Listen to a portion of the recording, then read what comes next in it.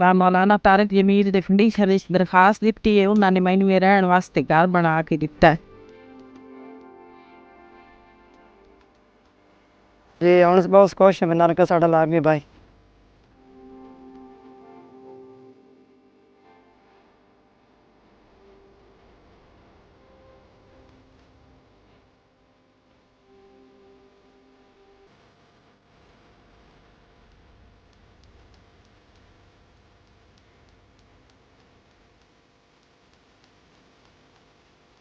میں بچی کا یہ بنانے کے لیے شادی کا انتظام نہیں کر سکتا ہوں.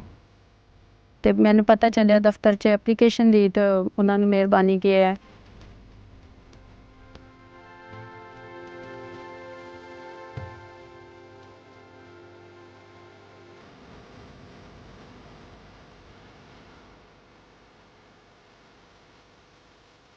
مولانا طارق جمیل فاؤنڈیشن کے آس لیب میں سی ٹی اسکین کی سہولت میسر ہو گئی ہے.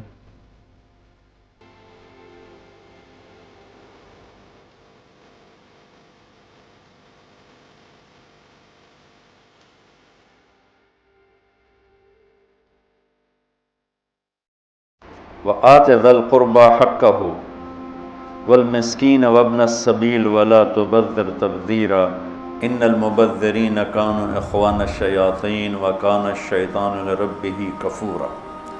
سخاوت کا باب آ گیا پھر کہ مسکین کو، ضرورت مند کو، حاجت مند کو خرچ کرو. خرچ کرنا اللہ سے مانگو کہ اللہ تعالیٰ تمہیں خرچ کرنے کا حوصلہ دے. لوگوں کی خدمت. ایک شخص نے آ کر کہا یا رسول اللہ اريد ان اکون خیر الناس، میں چاہتا ہوں سب سے بہترین انسان بن جاؤں. تو آپ نے فرمایا کن نافعا للناس تکن خیر الناس، لوگوں کو نفع پہنچایا کر، لوگوں کی خدمت کیا کر تو سب سے بہترین انسان بن جائے گا، سب سے اعلیٰ درجے کا انسان بن جائے. جو میں نے کل کے پرسوں بیان کیا تھا کہ انہیں کل ہی شاید کہ ہر مسلمان کے ذمہ صدقہ ہے. یا رسول اللہ نہ ہو کا مزدوری کر کے کما کے پھر کرے. یا رسول اللہ نہ ہو کسی کی بدنی خدمت کرے. یا رسول اللہ نہ ہو کوئی بھلائی کا بول دے. یا رسول اللہ یہ بھی نہ کر سکے تو پھر کسی کو تکلیف نہ پہنچائے، یہ بھی صدقہ ہے. صدقہ اتنا ضروری ہے. اللہ تعالیٰ نے کسی کو فقیر بنایا، کسی کو مالدار بنایا، کسی کو متوسط رکھا، کسی کو بہت زیادہ. یہ اللہ نے ایک پیپر میں امتحان میں ڈال دیا کہ ہم مالدار کو اللہ تعالیٰ کا حکم ہے کہ تو غریب پہ خرچ کر. امام زین العابدین کا جب انتقال ہوا تو ان کے انتقال کے بعد پتہ چلا کہ 100 گھروں کی کفالت اٹھائی ہوئی تھی. 100 گھروں کی. جب ان کو غسل دے رہے تھے تو ان کی کمر پہ مزدوروں کی بوریاں اٹھانے کے نشان تھے. تو یہ عقدہ حل نہ ہوا کہ یہ تو شہزادے تھے دین و دنیا کے، تو ان کی کمر پر بوری اٹھانے کے نشان کیوں ہیں؟ تو پھر آہستہ آہستہ پتہ چلا کہ 100 گھروں میں روزانہ رات کو چپکے سے اٹھتے اور راشن کی بوریاں خود اٹھاتے. حالانکہ اتنے ان کے غلام تھے، راشن کی بوریاں خود اٹھاتے اور جا کے ان کے گھروں میں پھینک کے آ جاتے. کسی کو ان کی موت تک پتہ نہیں چلا کہ ہمیں راشن دینے والا ہے کون. ہم تو 5 روپے کا صدقہ دے کے 100 روپے کا فوٹو کھنچاتے ہیں. ذرا فوٹو لگی میں 5 روپے یہ دیں. تو میرے اللہ کو یہ صفت پسند ہے. آت ذا القربى حقه والمسکین وابن السبیل ولا تبذر تبذیرا. ہاں بے جا خرچ نہ کرو، فضول خرچ نہ کرو کہ اللہ تعالیٰ کا یہ مال میرے پاس نعمت ہے اور یہ میرے پاس امانت ہے، مجھے اس کا حساب دینا ہے. اور حساب دینے کے لیے صرف یہ نہیں کہ رزق حلال کمانا ہے، حلال کما کے پھر خرچ کیسے کرنا ہے اس کا بھی حساب ہوگا. 5 کروڑ کی گھڑی، کیا ظلم و ستم ہے. 5 کروڑ کی گھڑی کیا ہے؟ اس پہ ہیرے لگا دیے. گھڑی تو عام ہے لیکن اس پہ ہیرے لگا دیے ہیں، سونے کا پانی چڑھا دیا ہے. اور وہ 5 کروڑ ایک آدمی کلائی پہ باندھ کے چل رہا اس ملک میں جس میں لاکھوں بچے بھوکے سوتے، کروڑوں بچے بھوکے سوتے، پینے کا پانی کوئی نہیں، کھانے کو روٹی کوئی نہیں. اور مالدار کے گھڑی پہ 5 کروڑ کی کلائی پہ 5 کروڑ کی گھڑی بندھی ہوئی ہوتی. اور ایک کھانے پر ایک جگہ کھانا تھا تو ایک لڑکا ہمارے پاس پڑھتا رہا تھا وہ بھی ساتھ تھا، میں نے اس کو ساتھ رکھا ہوا تھا، تو میں نے دیکھا ایک طرف بیٹھا رو رہا تھا، تو میں نے اس سے پوچھا کیوں رو رہے ہو، کیا ہوا، خیریت؟ کہا جی بس اپنے بے بسی پہ رونا آ گیا کہ یہ جو ایک وقت کا یہ کھانے پہ جو خرچہ مجھے نظر آ رہا ہے، اس پر میرے جیسے غریب کا پورا مہینہ گزر جاتا ہے، لیکن ہمیں تو چٹنی روٹی بھی نصیب کوئی نہیں ہے گھر میں۔ تو اس وقت اتنا مالدار لوگ خرچ کر رہے ہیں، لیکن اتنا فضول جگہ، اتنی غلط جگہ، فضولیات پر، نافرمانی میں جو خرچ ہوتا ہے وہ اللہ کو ناپسند ہے۔ اطاعت اور فرمان برداری کا خرچ اللہ کے ہاں پسندیدہ ہے، اس کی واپسی بھی ہے۔ تو اللہ تعالیٰ فرماتے ہیں خرچ کرو، لیکن نافرمانی میں خرچ نہ کرو۔ وَإِمَّا تُعْرِضَنَّ عَنْهُمُ ابْتِغَاءَ رَحْمَةٍ مِّن رَّبِّكَ تَرْجُوهَا فَقُل لَّهُمْ قَوْلًا مَّيْسُورًا۔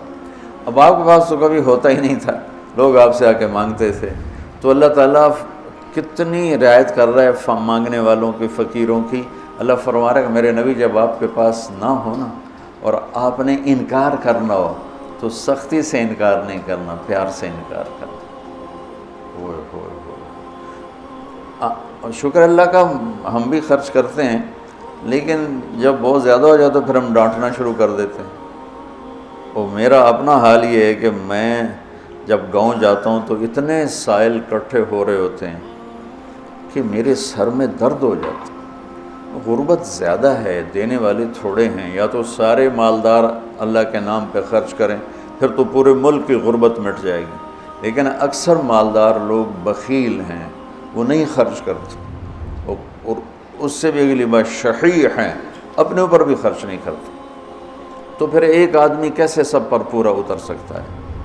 تو اللہ تعالیٰ فرما رہا ہے اگر تیرے پاس نہیں ہے تو بدتمیز نہ ہونا۔ سبحان اللہ، میٹھا بول بول کے معافی مانگنا، میٹھا بول بول کے یہ چلے جاؤ، روز آ جاتے ہو، منہ اٹھا کے آ جاتے ہو، میں کہاں تک تمہیں دوں، یہ اللہ کو ناپسند۔ اما السائل فلا تنہر۔ اور پھر آگے اللہ تعالیٰ نے طریقہ بتایا ہوا، وَلَا تَجْعَلْ يَدَكَ مَغْلُولَةً عَلَىٰ عُنُقِكَ وَلَا تَبْسُطْهَا كُلَّ الْبَسْطِ فَتَقْعُدَ مَلُومًا مَحْسُورًا۔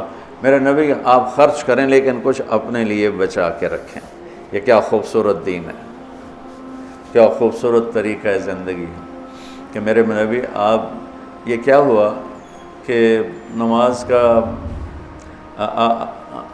آپ نے کرتا پہنا ہوا تھا، تو ایک صحابی کہنے لگے انصاری یا رسول اللہ یہ کرتا آپ مجھے عنایت فرما دیں، اور آپ کے پاس اس وقت وہی کرتا تھا اور کچھ بھی نہیں تھا، تہمد اور کرتا آپ نے اتار کے دے دیا اور خود اندر چلے گئے، نماز کا ٹائم آ گیا اور کپڑا ہی کوئی نہیں نماز پڑھانے کے لیے۔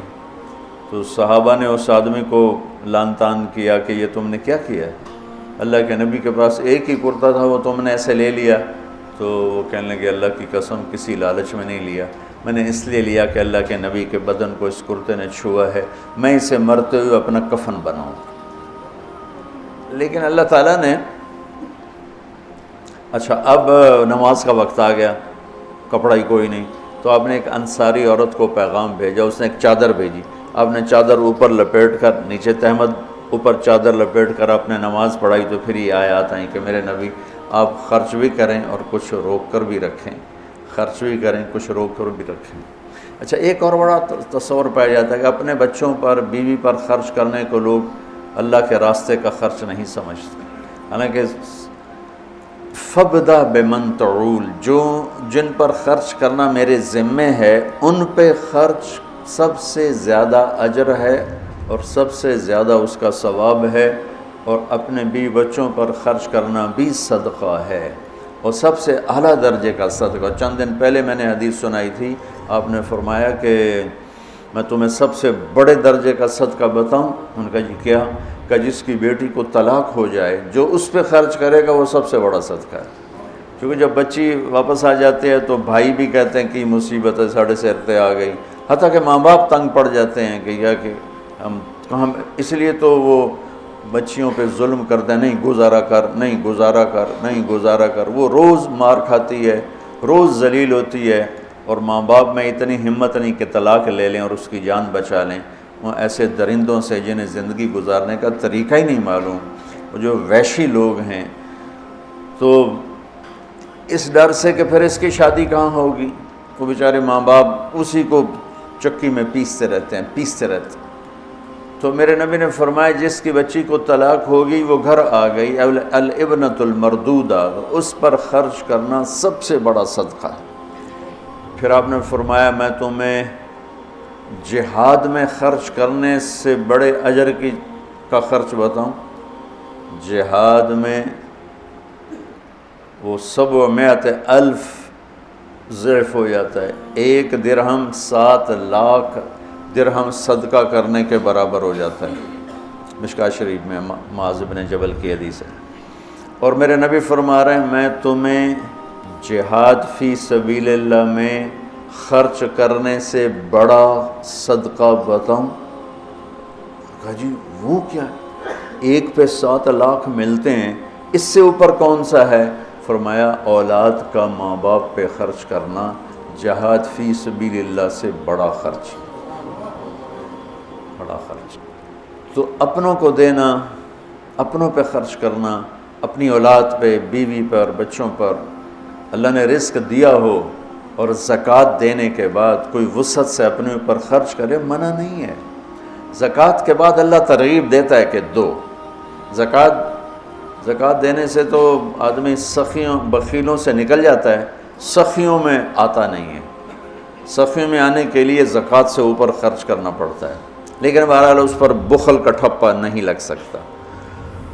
پھر جتنا زیادہ دیتا جائے گا اتنا اللہ تعالیٰ اس کو بڑھاتا جائے گا اور اتنا وہ بڑے سے بڑا سخی بنتا چلا جائے گا۔ تو زکوٰۃ دینے کے بعد اپنے بچوں پہ اپنی حیثیت کے مطابق خرچ کرنا یہ میرے اللہ کو پسند ہے، اللہ نے اس کو ترغیب دی ہے۔ رشتہ داروں پہ اب ہم تو مولویوں نے صرف مدرسوں کو ہی کہ بھائی چندہ مدرسے کو، زکوٰۃ مدرسے کو، سب سے زیادہ حقدار مدرسہ۔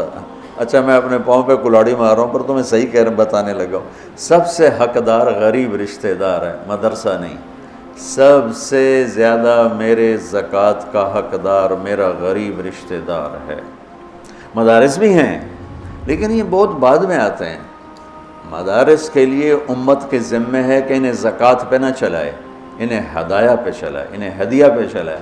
لیکن پیسہ بخیلوں کے پاس ہے، وہ زکوٰۃ نہیں دیتے، ہدیہ کتوں دیں؟ کوئی میرے من سے پوچھے تو میں کہتا ہوں مدرسوں کو زکوٰۃ نہیں دینی چاہیے، لوگوں کو مدرسوں کو ہدیہ دینا چاہیے۔